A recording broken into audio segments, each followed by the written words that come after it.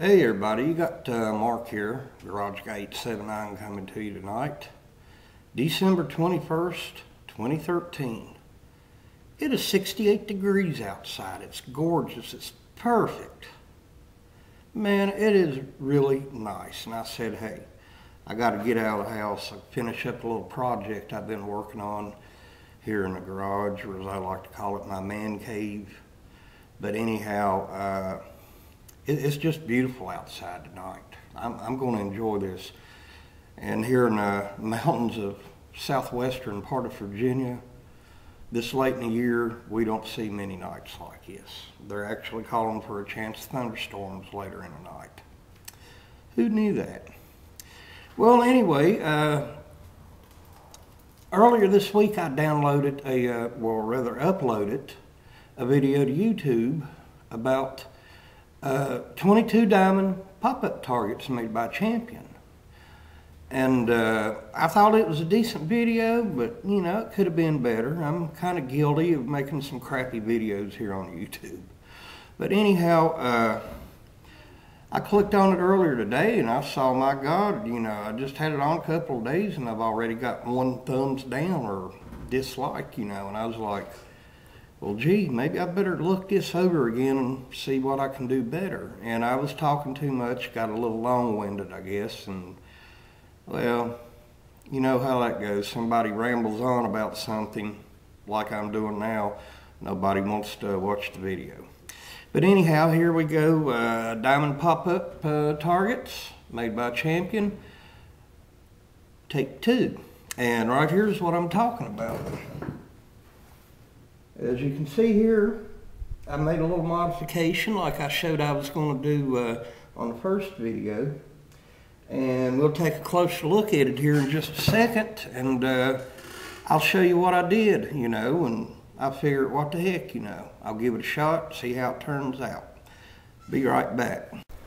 Well, you know what? I thought I'd just move this party outside here and show you what I've done. You know, I've kind of got the another sawhorse like the before, and this one here can be the after.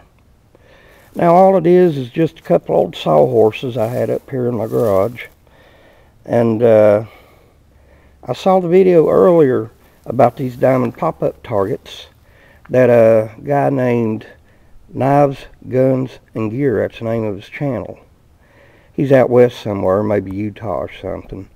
But what these come with, you see each box has the target.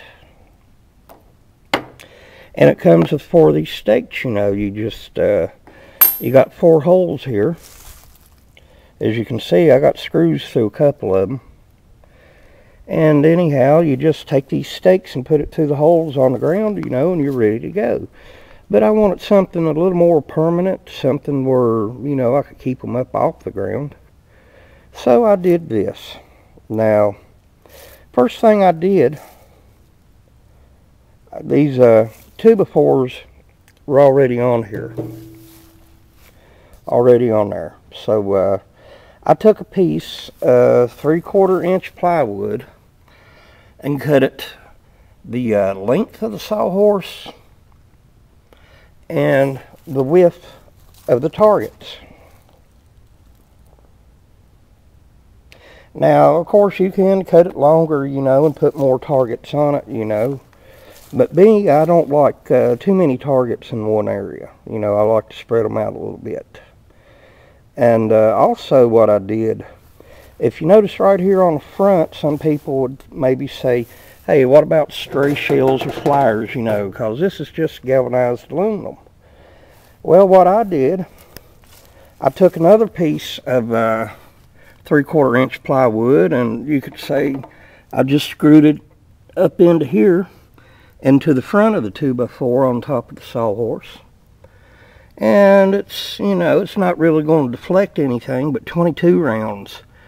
Yeah, sometimes they'll go through a bad piece of 3/4 inch plywood, but you know, even if it does go through it, it's not going to do a whole lot of damage to the sawhorse front itself. But here's what I'm going to do. You know, now I've just got 3 on here right now, and I got the boxes on each end. And you can see here where I've got the line marked off. I'm going to put a target on this end and one on the other end. I'll have 5 targets on this one. Now the legs on here, they are, you know, these are folding sawhorses, collapsible legs. And I can always, you know, I don't have to leave these out in the weather. All I got to do is just fold the legs up, pick it up, put it in the back of my truck, and bring it back to the garage. This is a pretty neat little idea. Now, tomorrow, I'm going to go down to my little handgun range and fire off a few rounds and see how it does. Now, in the other video, I'd already took a few shots at this one right here.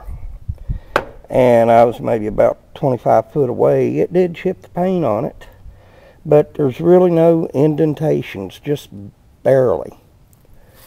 And you use a decent 22 round. It doesn't have to be a hot round like Stingers or anything like that. Just regular round nose 22 rounds. You ought to get a lot of fun and enjoyment out of this. Alright, well, I'm going to get out of here right now, and here on the next part of this video will be me trying it out, seeing how it works. See you in the morning. Alright, we're down here at my little handgun range, so let's try these targets out here since I got them attached to the sawhorse, see how they do. I'll be using my J.C. Higgins 22 rifle.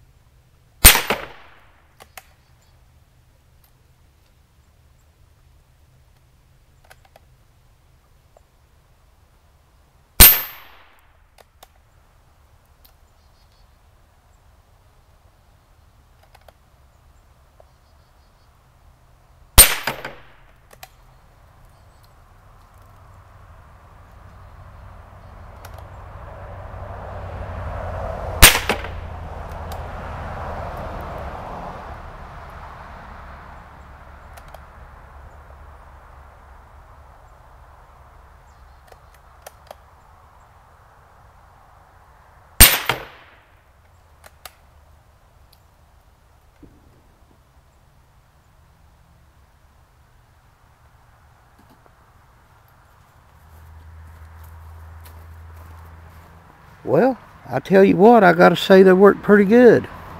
Let's get a close look at them.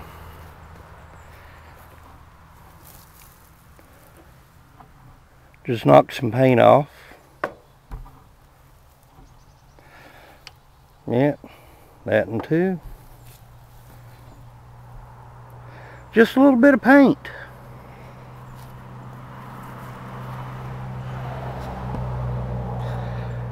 These things here seem to work great, you know, for a 22. Let's see what the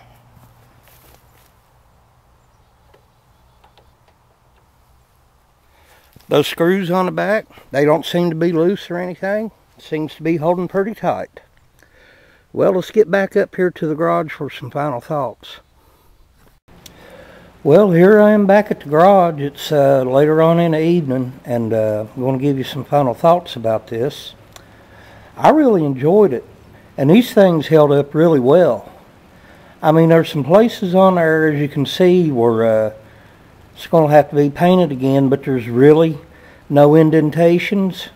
You can take your finger and rub over them and tell there's a little indentation, but not as much as you'd think it would be. Also, something else I want to point out. After I got done filming, I took a few shots with a Ruger 22-45 light pistol. And I hit a few times kind of low right in here. You can see where the paint's been knocked off of it. So, what I'm going to do, I got another piece of plywood right here, 3/4. And I got it cut the length of the sawhorse. Put it on about like that, just enough to cover that bottom part where it's screwed onto the plywood there. Now, a lot of people might say, well, gee, after that gets shot a few times in certain places, it's just going to splinter and bust all to pieces. Well, true, but I got plenty of plywood laying around. I can always unscrew the bad stuff and put more on it. And as I've said before, as you can see on each end right there where the boxes are sitting, I got room to put one more on each end. So what the heck, I think I'll do that before I go out shooting again. But next time you go into Walmart and see these little 22 diamond pop-up targets, they're like $10.97 each, probably 11 and some change with tax. Go ahead and try one out, man. They're a lot of fun. I wouldn't recommend using anything more than a air gun, BB gun, pellet gun, or something to 22 caliber.